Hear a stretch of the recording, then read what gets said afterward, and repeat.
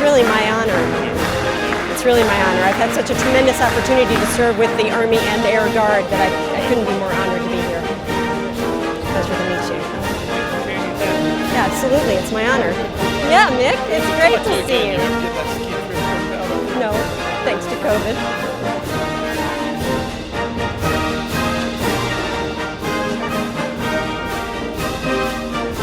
Please take a seat. Ladies and gentlemen, our first speaker today is the exact right person to head Army intelligence at this time. General Potter has studied Russian since college. She speaks the language. And from 2016 to 2019, she was the senior U.S. intelligence officer in Europe. All of this makes her an authority on our current crisis in Eastern Europe. Ladies and gentlemen, the Army G2, Lieutenant General Laura Potter. Ma'am. Thank you so much.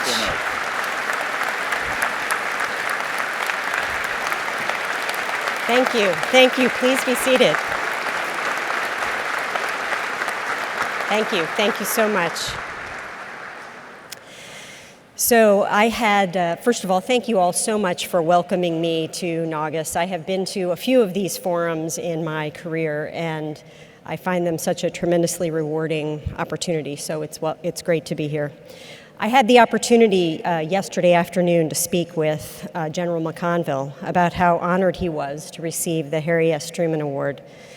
I'm with our chief for most of the significant meetings that we have in the Pentagon, and I can tell you that his focus that he talked to you about on the total Army and the importance of the Army Guard always figures prominently in our discussions, and I'm sure Lieutenant General Jensen would agree. Thank you very much for inviting me to speak with you today. I've looked forward to this conference since I received your kind invitation earlier this summer. I've had the great honor to serve alongside the men and women of the Army and the Air Guard in peacetime and in combat. We have a tremendous long-standing and welcoming partnership between the Army Intelligence and Security Enterprise, which includes the men and women of the Active Guard, the National Guard, the Reserves, and our joint partners, where we're all reliant on mutual authorities and permissions as well as resources to accomplish our vital intelligence missions.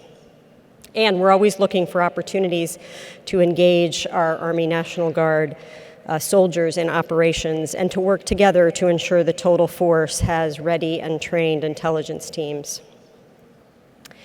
As General McConville talks about his priorities of people, readiness, and modernization, as the Army G2, one of my jobs is to help define ready for what.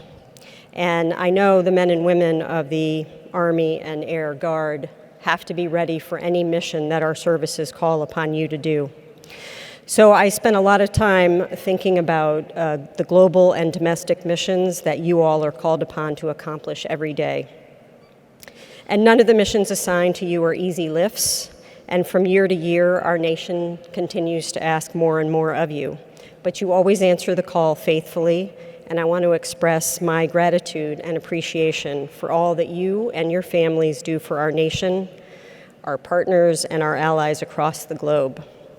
From an intel perspective, the readiness of your division, brigade, and battalion S2 shops, the readiness of your military intelligence formations, the readiness of your outstanding linguists are all of critical importance to the overall readiness of the Army, which is a significant priority for the chief.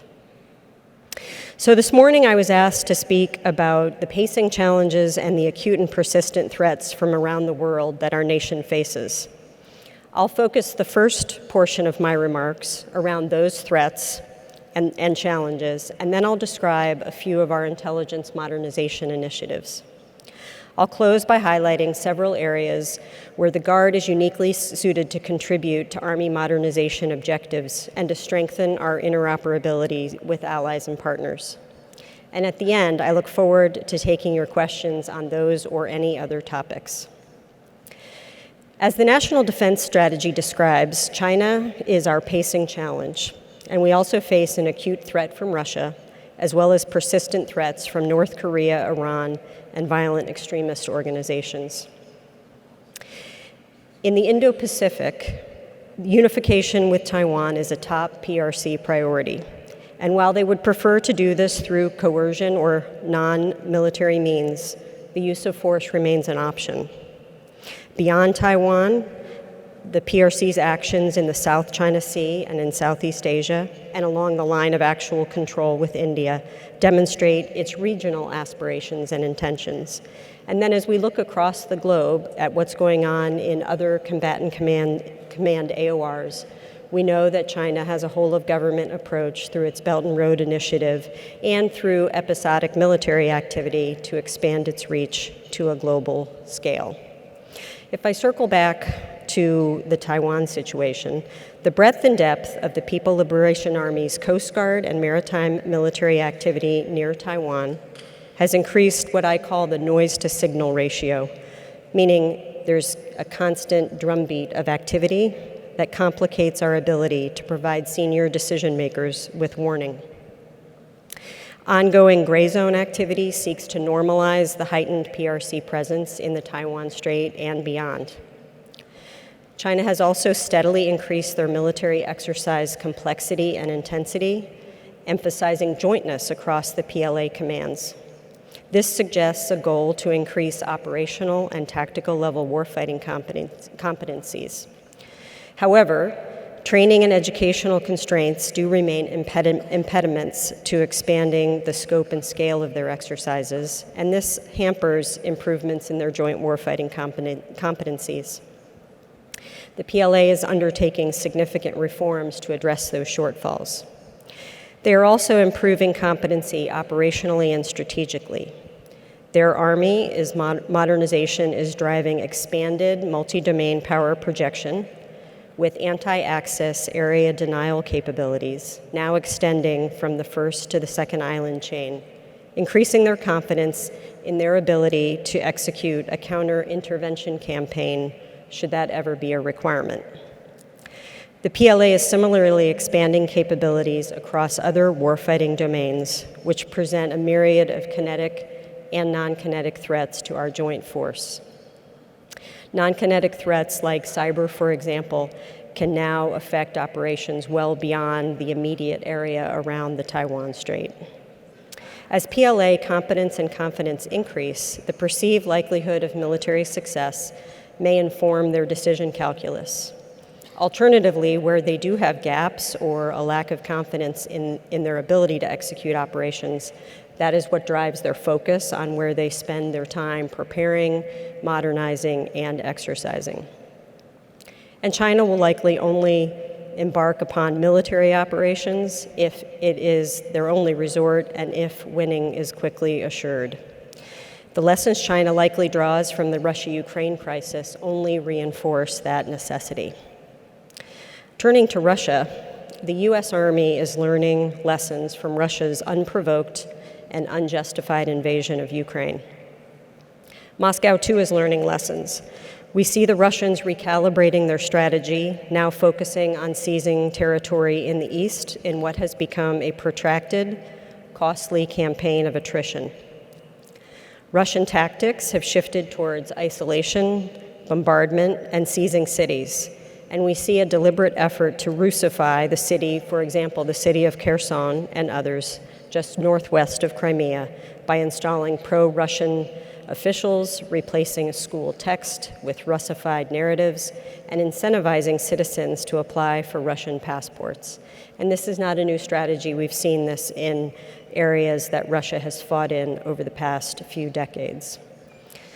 Although Russian forces succeeded in capturing the Luhansk Oblast in early July, the ongoing campaign against a determined Ukrainian defense is slowly achieving limited Russian objectives, but it's at a great cost.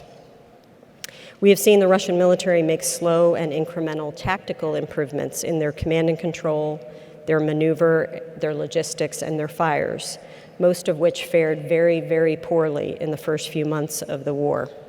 But it has not proven enough to overcome the resolute Ukrainian defense, which has been enabled by the flow of weapons from Western countries. but it has also been enabled by years of training done by Army Guardsmen from several states in the United States that provided the Ukrainians at our joint multinational training group in Ukraine a consistent combined arms approach to training that led to a disciplined force that was ready to fight back against the Russians. International policy, diplomatic and economic pressure on Russia continues, but Moscow remains defiant. Sweeping economic sanctions have begun to have significant impact on the Russian standard of living, on their industrial production, and on their supply chain availability.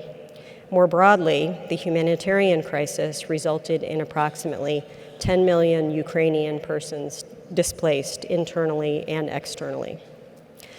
There are no clear near-term indications of a change to Russian actions. Russian leaders are determined, and they continue to blame the West for causing this conflict. The risk of escalation inside Ukraine remains high, while probability of a ceasefire unfortunately remains low. Both sides remain diametrically opposed on negotiating positions, especially regarding the disposition and the secession of occupied territories, which remains the fundamental obstacle. Aside from strategic competitors, China and Russia, the National Defense Strategy also addresses two other threats, North Korea and Iran. North Korea strongly desires and frankly needs sanctions relief and will use coercive tactics against South Korea, Japan, and the US to attempt to realize that aim. We anticipate even more ICBM testing and modernization, and we have a significant uptick this year in Korean testing, and we may possibly see the first nuclear test since its self-imposed moratorium back in 2017, with a commensurate increase in peninsular and regional tensions. Internally, North Korea is managing and mitigating continued issues associated with COVID-19, extreme weather events, including typhoons, flooding, and drought, food insecurity, with reports of starvation in the hinterlands, all of which create an incredible amount of pressure inside that country. The Iranian threat faces similar dire domestic issues, and Tehran needs the JCPOA 2.0 to relieve domestic pressure from financial mismanagement and climate-induced deprivations. The government wants to retain and advance its influence in the region, especially as the Abraham Accords have given Tehran both pause and increased anxiety. Iran's malign activities remain consistent with what you've seen recently, specifically fostering regional instability by providing materiel and training support to proxies in Yemen, Iraq, Gaza, Syria, and Lebanon. This has increased proxy capability and lethality, especially due to the proliferation of advanced unmanned aerial vehicles, other unmanned aerial systems, and surface-to-surface missiles. These not only pose a threat to U.S. forces in the region, but also to other countries in the region. Iran has also made progress on enrichment, improving its ability to produce weapons-grade uranium. Taken together, these four adversaries, along with violent extremist organizations, gray zone threats, and climate-induced threats, create a myriad of simultaneous dilemmas for the homeland and for our allies and partners abroad. You and your soldiers and airmen receive the call to respond to these threats on a daily basis. Violent extremist organizations remain a persistent threat and are woven into how we think about great power competition. VEOs are gaining presence, numbers, and capabilities in Africa, in Central and South Asia, across the CENTCOM AOR, where they're also attempting to resurge. VEOs are empowered by opportunistic events and actions by both Russia and China in those regions. Fragility, poverty, dire hunger, and violence can form a vicious cycle conducive to VEO recruitment, while the lack of social services and security functions in some countries allow VEOs to operate in relatively ungoverned spaces or without fear of reprisal. Gray zone threats represent a greater aggregate threat now, given their applicability over the entire continuum of competition, crisis, and conflict. And that is in part because some of our competitors or adversaries already confront us in this space. This wide range of gray zone threats target American social cohesion, they target technological advantage, socio-political institutions, and key economic nodes. And to the extent they can do that against us, they are certainly capable of doing that against our strongest allies and partners. China and Russia embrace mis- and disinformation to realize coercion, co-option, manipulation as a key non-kinetic and asymmetric tool for deterring and disrupting our will or our ability to act. China also continues exerting influence regarding our critical infrastructure, employing all instruments of national power in an effort to establish influence, access, and perhaps even presence in some of our logistical nodes. This may result in the joint force having to what I describe as fight to get to the fight. And I imagine the Guard will be called upon to play a role in securing critical infrastructure at home to enable the joint force to continue to project power in a moment of crisis. Finally, Russia and China both have the capability in cyber, in direct support of their own intelligence collection efforts against the US, to advance their modernization efforts, or to attempt to take our intellectual property. Finally, peripheral issues such as climate-induced threats can potentially impact the Army's ability to force generate to respond to other threats. I know you have all deeply felt the impact of storms, wildfires, and support to other like crises, as well as the support we do along the border regarding migration. In light of these threats, the Army is doing some things differently when it comes to modernization, and we're having to make some decisions to pace ourselves towards those future threats. As everyone recognizes, the Army fights as part of the broader joint force, and one of those joint warfighting concepts, Joint All-Domain Command and Control. That JADC2 enterprise, integrated with coalition and partner nation forces, all bring a unique mix of capabilities that we will leverage in these complex environments. Our modernization framework, which we call multi-domain intelligence, guides our investments to enable multi-domain operations, which is the Army's new operating concept that is about to come out in doctrine, in support of the Army of 2030 through modernized sensors, data management, and advanced analytics. Within the Army Intelligence and Security Enterprise, our modernization focuses on the intelligence foundation and 3 sensor layers to support multi-domain operations from space to mud. The sensor layers are the terrestrial, aerial, and space layers. The foundation is comprised of those capabilities that connect our analysts to our sensors, to the data, and to one another. It includes collection orchestration, human intelligence, counterintelligence, open source intelligence, our top secret data transport layer, and our analytic tools at Echelon. Beginning in FY24, the Army will replace its legacy ground station systems with a modernized, scalable, and expeditionary system we call Titan, the Tactical Intelligence Targeting Access Node. The capabilities will be tailored to echelons that leverage space, high-altitude aerial and terrestrial systems to provide target nominations directly to FIRE's command and control networks and to support targeting and increased situational awareness and understanding. By 2030, the Army will establish an Intel Enterprise data management platform informed by our work over the past several years on our cloud initiatives. In the last year, we've gone through our acquisition of Capability Drop 2 and are working the first software-only program of record test. Additionally, the Army established an enterprise defense intelligence cloud service provider that's linked into the Intel community's efforts. Moving to our sensor layers, we'll start with the terrestrial layer, and this key system is the terrestrial layer system. It's a ground platform with integrated signals intelligence, electronic warfare, and cyber capabilities. Over the next decade, the Army will field a full complement of TLIS brigade combat team systems that provide those capabilities on a single platform. We're also working an echelon above brigade system that may not be fully integrated, but will also provide those same capabilities. Moving on to the aerial layer. In the next 10 years, Army intelligence seeks to transform our entire airborne enterprise to enable deep sensing from competition to conflict with speed, altitude, and range to support Army commanders and the Joint Force.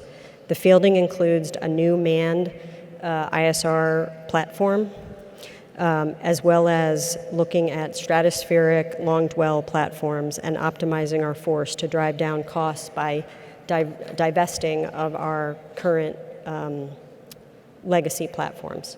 At end state, this transformation will enhance sense-making through converged capabilities at greater distance, lower cost, and higher resolution. And finally, the space layer.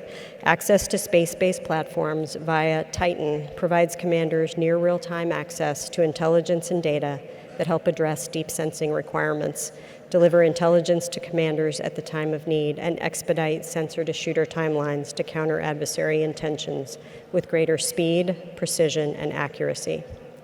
Within this modernization strategy, there are several areas in which the Guard is uniquely equipped to contribute. Through your state partnerships, your teams are the eyes and ears working with our allies and partners, and we learn an incredible amount from you on the interoperability that we have with these key countries and the objectives that we're trying to move forward on. These are consequential for not only how we can augment the intelligence that we have in the Army and with our allies and partners, but also as we work towards the volume of analysis and processing, exploitation, and dissemination we would need to do in any high-end fight. And we have a clear-eyed realization that we're not going to be able to do that without the total Army's intel enterprise and without the capabilities that our allies and partners can bring to the fight. OSINT is a huge area that we would like to grow across the Army, and the Army Guard is a key contributor in doing that.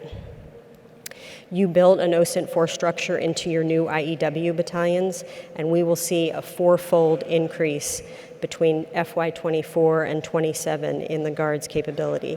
And your forward-leaning dedication to OSINT is reflected through your support to ongoing missions across the globe. Recently, OSINT reporting from the Indiana National Guard identified a significant cyber vulnerability during a mission supporting U.S. Army Pacific, as an example. Additionally, the successes of the California and Colorado Guard's Fire Guard program in conjunction with NGA's Firefly capability has saved lives because those states' intelligence analysts operationalized OSINT by fusing it with multi-source collection.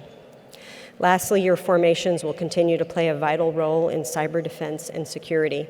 Your relationships with the Department of Homeland Security have proven a valuable resource not only for your states, but our collective approach towards cyber defense.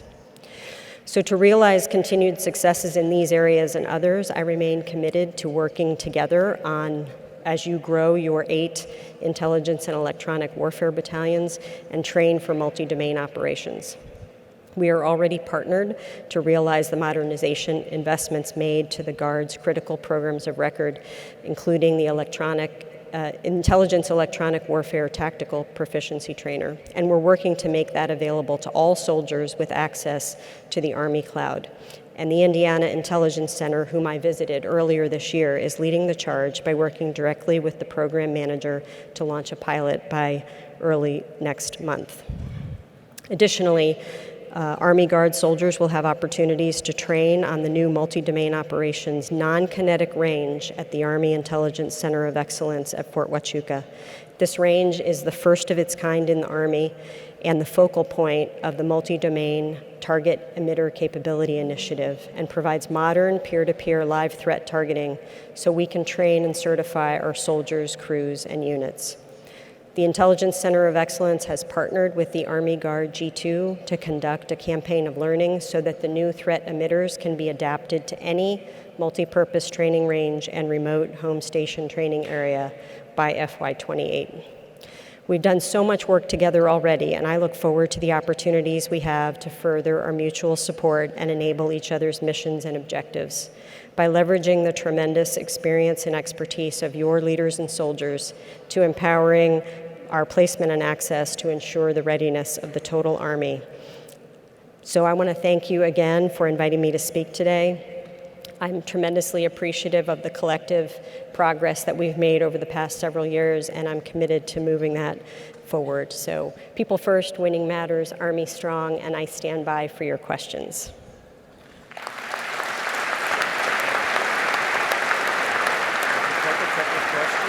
Sure. Sure. The predecessors were out here on front, and so if we could, General Potter's agreed to take some questions from the crowd, so I see we have somebody at the podium. Yes, sir. So go ahead. I've got a question for her too, but you go first. Will and do. Then anybody else will line up, I'll recognize you. So the floor is yours. Thanks, sir. Good morning, ma'am. My name is Chris Callahan. I serve as the Adjutant General for the state of Rhode Island. So thank you for joining us this morning. I am wondering if you could maybe take a minute and help us get a feel for your perspective a little bit further on the Chinese soft power, the Chinese shaping efforts within Central South America, the Southcom and Northcom AORs. The context is more in line with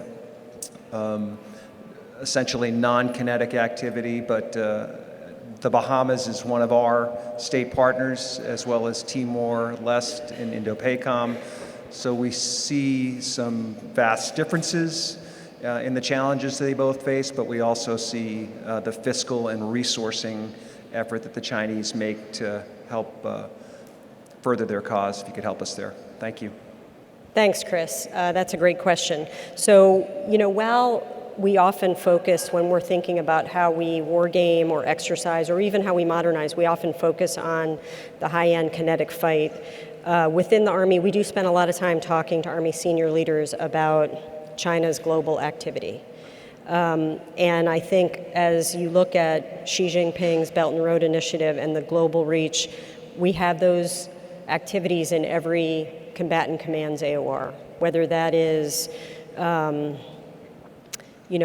percent of ownership in a key port or airfield, whether it's an economic initiative, whether it's seeking access to rare earth elements. I mean, there's really sort of a multi-pronged strategy.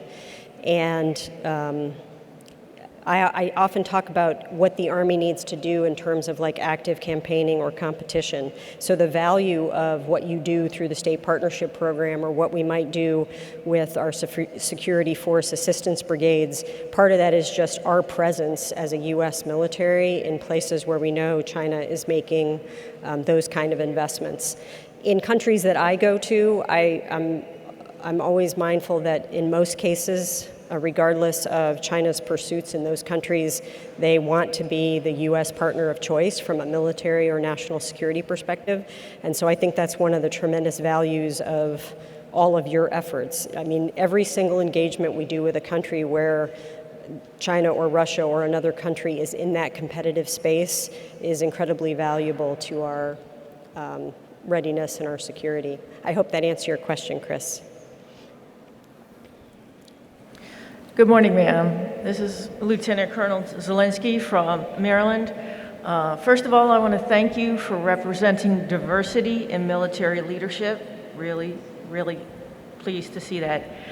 My second point is, can you describe any efforts or initiatives to strengthen both analytical and critical thinking skills for the Intel Cadre? It's something that we're told to use, but not necessarily instituted in training programs, formal or informal, for military cadre. And it's something that you need to practice like a language in order to strengthen it. We got to prepare for the future, ma'am. Yeah, that's a great point. So the Intel Center of Excellence out at Fort Huachuca continues to always look for ways to enhance the training, the formalized programs of instruction for AIT students, our warrant officers, our officers, et cetera, our NCO Academy. And I think one of the things we're trying to do is build in some OSINT and PAI training so that everybody has some of that. I think in the near term, we will increasingly expose people to some data science applications, not to turn everybody into a data scientist, but as we look at manipulating huge volumes of data, what type of skills do we need for that? And then at the higher level of finished Intel production, the Intel community has standards. We codify those under something called Intel Community Directive 203, which is our analytic tradecraft standards. And while we don't have tactical soldiers and officers writing to that standard because they're doing tactical, quick battlefield analysis, we do train some of those fundamentals in the schoolhouse so they appreciate things like structured analytic techniques. But to your point, it is something that you have to train constantly. So beyond Fort Huachuca, ForceCom has a bunch of operational courses people go to. We have the Foundry platform. We have the great partnership that we've got with the Intel Center, the Indiana National Guard Intel Center. So we have a lot of efforts that soldiers can take advantage of. BCT train-ups to CTCs and Division and Corps warfighters don't often train that level of analytic work you're talking about. So we really do have to work it beyond just those training events. Thank you, ma'am.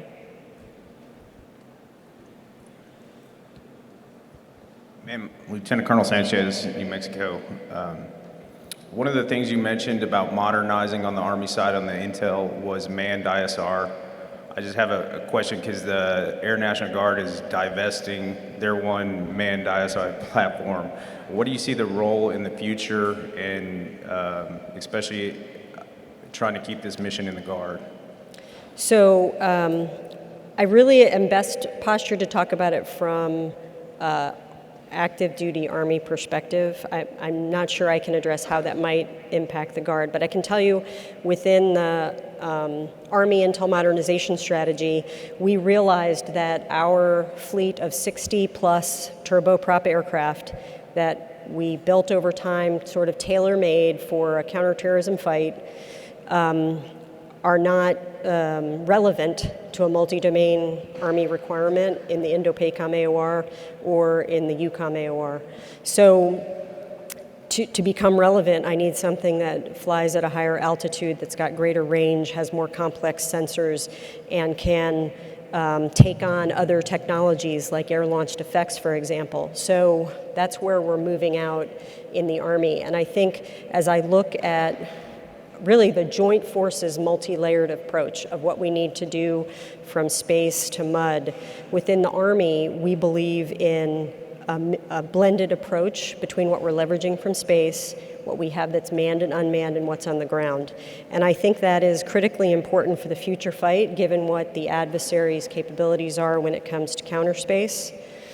The fact that we may have contested networks and have to operate in a degraded, intermittent, or low bandwidth environment, and thus the need to have flexibility and sort of a myriad set of capabilities. And then the last thing I would say is, while we modernize for a high-end fight, the criticality of building foundational intelligence in the years that precede that is very, very important. And so when I look at the demand signal across the globe for ISR, for Army's particular targets, our aerial ISR strategy is really going to fill a niche that needs to be filled. Thank you, ma'am. So I don't see another question, but we'll pause and allow somebody else to. But ma'am, while we're waiting on anybody else to ask a question, I would ask you just to recommend a book or two that might help us with our understanding of the Russia threat, or maybe anything else that you may be reading right now. Thank you. That's a great question, and I have a long Russia reading list, so I don't know where I would start with that. I was talking to someone right before I came in here about Putin and how he thinks. And one book that I recommend, which is a little bit dated, before he became president the first time in 2000, he wasn't very well known, and so a couple biographers wrote a book on him called First Person. And I think that book really helps you understand his thinking in terms of really wanting to roll back decisions that were made in the late 80s and 90s. On the China side, I recently read a book called The Long Game, and I think that is a good book to put in context the regional and global aspirations of where China's headed over time. So I guess those would be a couple, but if you're interested in any additional books, please shoot me a note. Thank you. We have time for 2 more questions, so I'll take both the soldiers on the Good morning, ma'am. left-hand side. Go ahead. Captain Walkvital, Illinois Army National Guard. As a former battalion S2 and now training officer, I can tell you some of the products that have come out through be it Odin or some of the other available products are just light years ahead of where they were years ago and helping us shape the training environment at the tactical level. I was just wondering if you could give any other insight on some things that are coming down the road that are focused on OE and might help us even more to help our commanders understand the importance of shaping the right kind of training. Yeah, that's a great area, because intel, if you don't do it right, you don't put the right resources on it, it can be hard to train the intel warfighting function. So I think we continue between the Intel Center of Excellence and Training and Doctrine Command to do great work on, from a threat perspective, what does the operating environment look like? We do that. They do that in the near term, and then Futures Command has an effort to look at the operating environment in the far term. We're trying to make enhancements to the IEW Tactical Proficiency Trainer to continue to perfect that and make sure that it can really train us on every discipline that we need to train. And then the MI training strategy, the MITS, we're also expanding that. We've developed that training strategy for BCTs, but really its applicability at other echelons of the Army is very important to ensure that you have the right tools. I think the one area that is hard for us to replicate in peacetime is the volume of work that our intel formations are going to have to do. So, that's an area that can sometimes be a little bit hard to train using the current tools that we have. So those would be a couple of my thoughts on that. And then the last thing I would say to the commanders in the room that have intel formations, you need to carve out the time to really make sure those intel soldiers are getting the training they need in the lead up to a CTC rotation or a warfighter, and obviously certainly in the lead up to a deployment.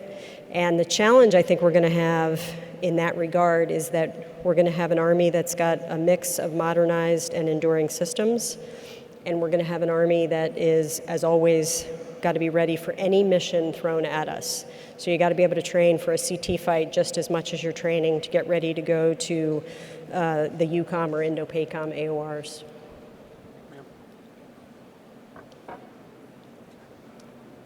Good morning, ma'am. Lieutenant Lawrence from New Hampshire. When I was a platoon leader, one of the hardest things I ever had to do was try to convince my soldiers to stay off TikTok and stop giving their information to the Chinese. So as an intel officer, I'm curious what you would say to soldiers, what effect social media is going to have on our operational environment in the future. So I think that we are headed into an era of, not being able to really not be seen. There's so much commercial collection at our disposal and at our competitors' and adversaries' disposal from commercially available sources, whether it's overhead, whether it's ad data coming off your phones. I mean, there's a treasure trove of information out there. And so how you manage that in terms of deploying with no phones or having rigor in when and how you use them, I think that's going to be a real hard challenge. And I think it's something that has a potential aspect on the morale and, sort of cohesion of a unit when you take something they're so used to having away from them. But in a high-end fight, if they use their phones like they're using them now, they can all be tracked. And so we got to plan for that. It's part of a broader aspect of how we look at protection as a function across the Army. You know, we often think of protection as what are we doing with air defense, or what are we doing to protect ourselves from, you know, what's our counter UAS strategy to protect from top attack, but we need a protection strategy that also includes managing individual soldier digital signatures and the collective signature of a unit in the EMS. Thank you, ma'am. We appreciate all your comments this morning, and we appreciate you being a part of our Thank you. organization. I have a memento for you as remembrance. You know, California and Ukraine have sort of been in the news lately with our state partnership program. Yes. That program has been in place since about 1993, and it started with 13 countries.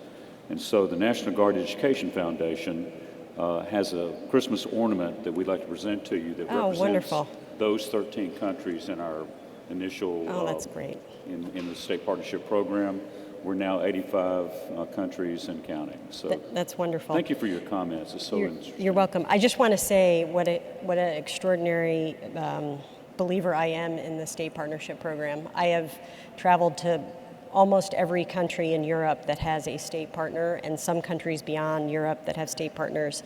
And to a country, at some point in the discussion, they will talk about the value of the consistency of that relationship and the impact it has had, not only on their training and readiness, but on their understanding of the value of the relationship between the United States and that country. So I want to thank all the Guardsmen and women who participate in that. Yeah, thanks. Thank you so much.